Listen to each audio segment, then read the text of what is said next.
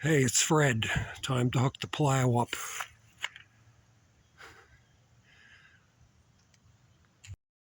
I posted a video last year doing this, but I'm doing it a bit different this year. I want to show you how it is.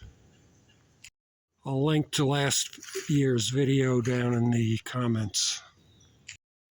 The way it works is there is a cable from the drawbar on the three-point hitch up under the tractor, a couple of pulleys, and then down to the plow so it could be lifted up.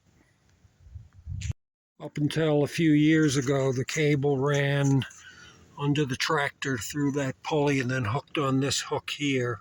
There's a similar hook on the plow. The problem was that occasionally the cable would get caught in between here. Eventually it broke, so I had to shorten it. When I shortened it, it no longer reached the hook, so I had to string a chain here. I've come up with a new method. Got two shorter pieces of cable, one for the front over the pulleys, one for the back under the pulley, piece of chain and a turnbuckle and a long bolt. Hope it works. I'm going to grease up the pulleys and the hitch pins and reinstall them. When the pulleys are reinstalled, the cable will go over the top one and under the bottom one. Over the top, under the bottom, secured to the hook. Hitch pins are in and greased. Now let's try the back. This is quite the little jury-rigged item. Let me take it apart. It's now loose enough to get the cable through there, under there. All right, the cable's installed. It's tightened up. Not too much. That still spins freely. Two nuts on there for a lock nut effect. The next step is to string the turnbuckle, chain, bolt between the two cables. If you've never used a turnbuckle before, when you spin this part on the two shafts, they both open. That's because one is left-hand threaded and the other one's right-hand threaded. I'm going to open up just about all the way. Now, one unknown at this point is how much of that chain is it going to take to reach back to that one.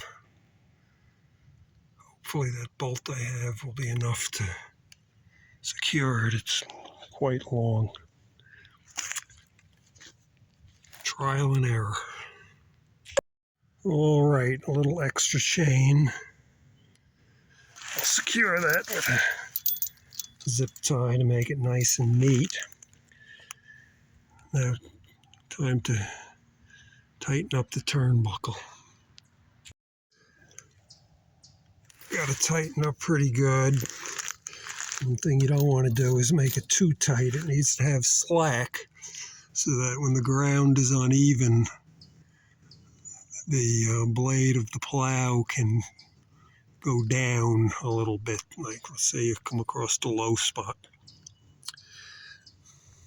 Another thing that looks problematic is this right here. When I put pressure on it, lifting the plow, I think that's gonna move up that way. Same on this side. So I may have to readjust it once that occurs with the turnbuckle. Not happy with this setup. That's gonna bend, that might bend. This actually reaches to here. So what I'm gonna do is I'm gonna take this out. I'm gonna use these bolts instead. Yeah, I like that a lot better. One thing that's always problematic is when you're lifting up the plow, making sure that the cable rides in the pulley, not off to the side.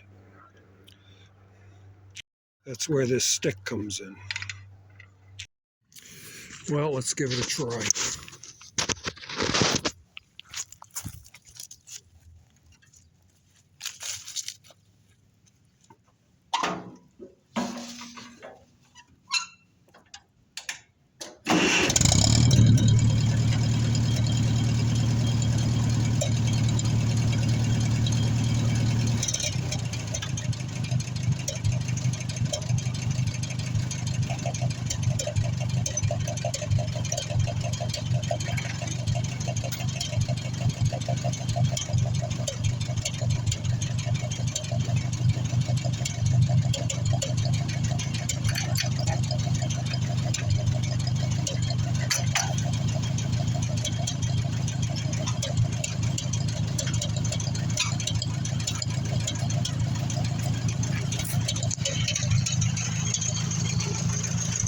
Up.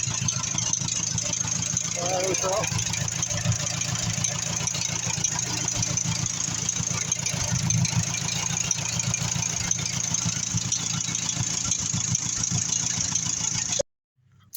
Well, that's it for now, I guess. Seems to work okay.